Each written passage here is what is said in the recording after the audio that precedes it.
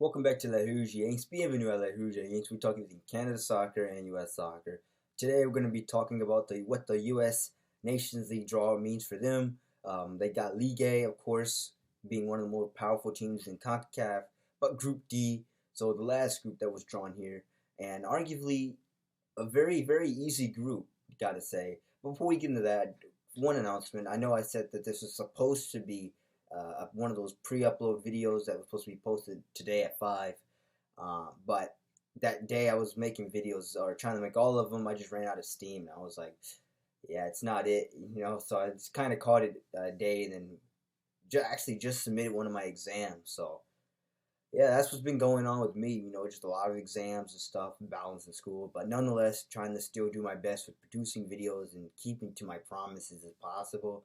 On that reminder, there is a Canada video it's supposed to be released today, or it's gonna be probably tomorrow because the game is being played tonight. It's the Canadian women's national team playing Nigeria in Vancouver, BC place, and I believe it's in home of the Vancouver Whitecaps of MLS. But the game over here, the Eastern Standard Time is at 12:30, and over there it'll end at 10:30, or 9:30, I should say.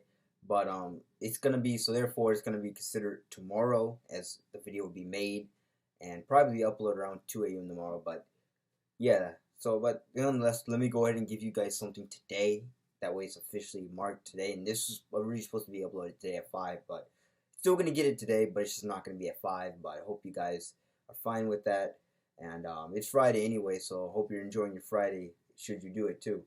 And nonetheless, let's go ahead and just dive right into this Nations League for United States and what this means for the Yanks. As I said in previous videos, both U.S. and Canada, both in the World Cup, as we know, and they need to, for the coming months, schedule a couple friendlies or play some opponents that will really test them and get them ready. That way, for their tough groups, as I said, they've got tough groups that they're dealing with. If you haven't seen that video, if you haven't seen those videos, go check them out, as I think that they're really pretty good and they'll give you good information on what kind of teams the U.S. and Canada will be dealing with. So go check those out if you're really interested in that. But here we're going to cover the Nations League draw, which the United States on that message that I keep harping about, and I've harped through the previous videos, is I don't think they're going to get tested really here a lot for, these kind of teams in CONCACAF.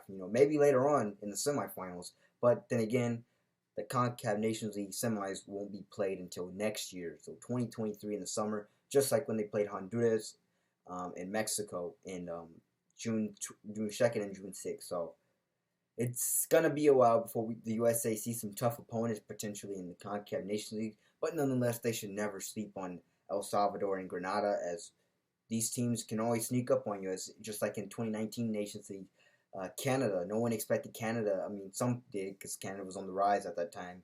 I mean, look where they are now. But Canada was in the USA's group, and Canada actually beat the USA here in Toronto 2-0. And by the way, these are home and away legs, so I forgot to mention that. So the USA will have to travel to El Salvador, as they did for Nations League, for CONCACAF qualifying. And they will have to travel to Grenada, I believe a place that the USA has never played before.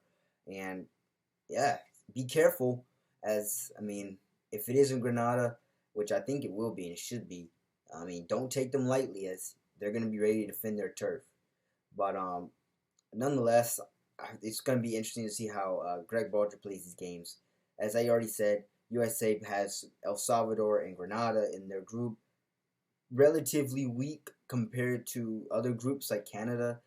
Canada's group, and they had a couple. They have Honduras. But other than that, that's really it. The tough group that I would really like to see is Panama, Costa Rica, and I believe Guadeloupe, which is in Group B. And that's really the kind of group I was really hoping the USA would get. One of those teams, Costa Rica, Panama, especially Costa Rica, because and Panama too, because those are tough places that the USA would have to be forced to win at.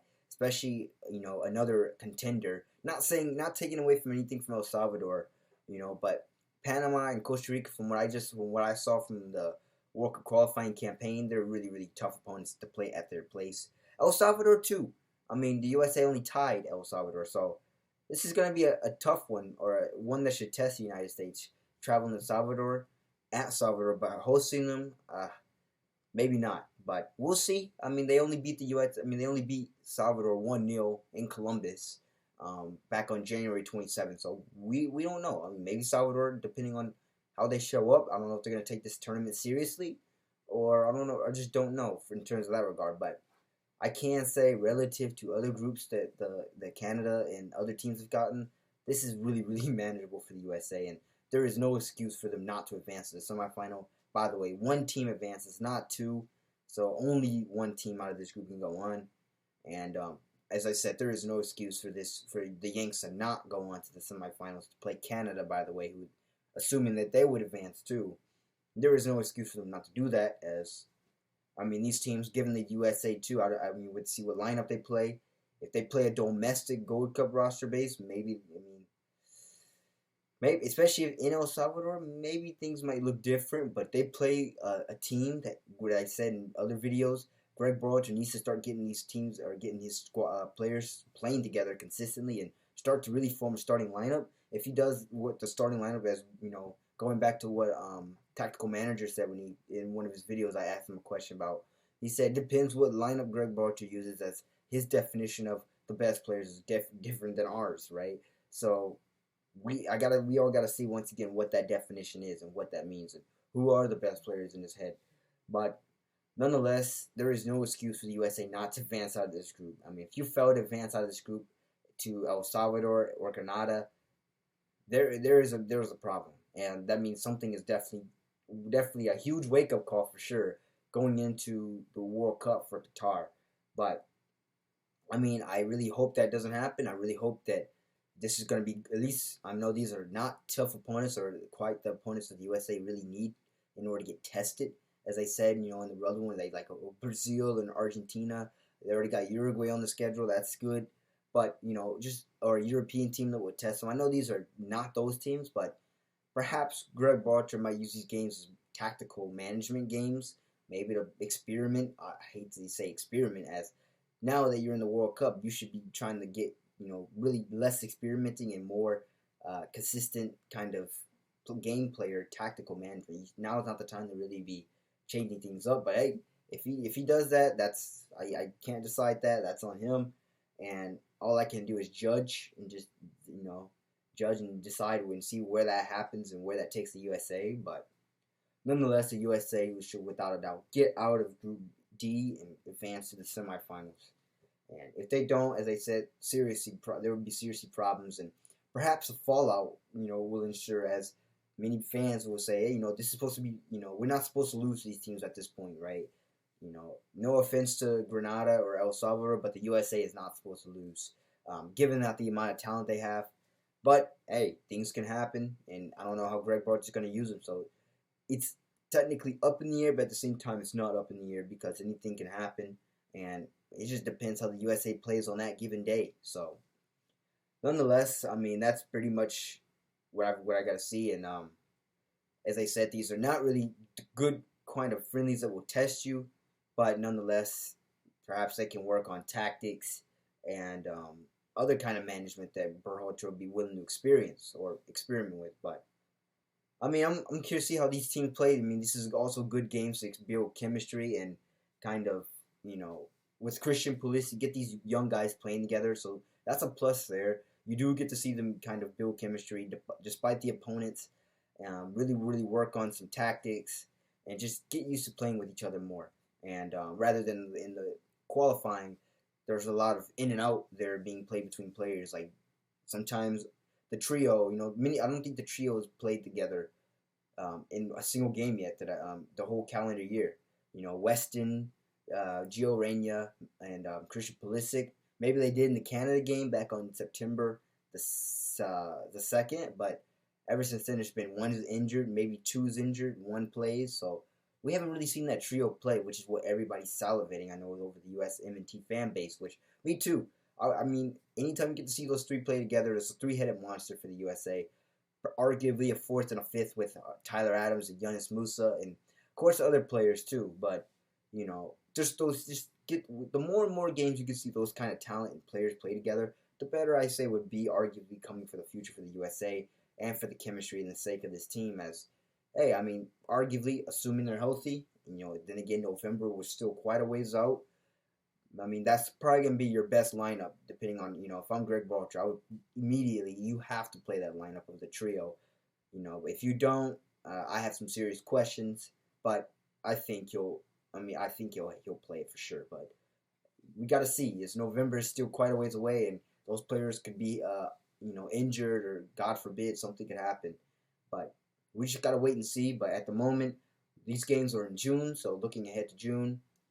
Um, Aside before that, they've got friendly against Uruguay in coming months, also in June, I believe. So preparation for Nations League games. Um, Use those coming games and friendlies, anything you can get to just get ready for Qatar 2022 and get these young guys playing together more, build that chemistry, get them playing better. That way we can make better passes and just get to know each other more. You know, that Panama game, by the way, that last home game, that was phenomenal from the USA. And that just shows what the USA can do from that specific group. They won't even, a lot of them haven't even played together before. So that's a first, and that's really something to look forward to from the USMNT in the future. But I don't really have anything else to say about this Nations League draw. I mean, just I should say two very manageable teams. El Salvador, your toughest game will probably be, it will definitely be in San Salvador, so that'll be a tough game. But nonetheless, I think it'll be a great test for them. And the USA, even if they do somehow lose in El Salvador, they should still win 3 out of 4 games at the absolute minimum. I'm not. I would say 4 out of 4. I would say they need to win all 4, as I mean they arguably should. But I'm gonna just to be open. I'll give El Salvador that one home game, or maybe they tie. I'll say so. Even then, it's still 3 out of 4, but it's a 3.5 out of 4 if you count halves as ties. But no, I'll give El Salvador the benefit of the doubt in their home place. So it's not like your typical U.S. tournament or tournament where CONCACAF where all games are in the U.S. No, the USA has to travel to different opponents, places. So San Salvador was, is a tough place as the USA only walked away with a draw in their first game. But who knows? Maybe they'll learn something from their previous World Cup qualifying match and they'll go down there new and improve, especially with hopefully with a stronger lineup ready to use this as prep for Qatar. So that game is really is the one out of all of them I'm looking forward to is the one in El Salvador. As you know, why Hugo, I think it's Hugo Perez is managing that. By the way, former USMNT manager or staff member, so he knows all about the USA. But that's going to be an interesting game for sure by far, and one probably I'm looking forward to. But other than all, that pretty much does it for this group. I mean, I know I said I had nothing to say before, but that now I'm pretty certain I got nothing to say. So if you like this video, make sure you like, share, subscribe, tell your friends about it. Also, it's a good time to hit the bell notification. That way you know when a video is posted or uploaded. And tell your friends, a very manageable group for the Yanks.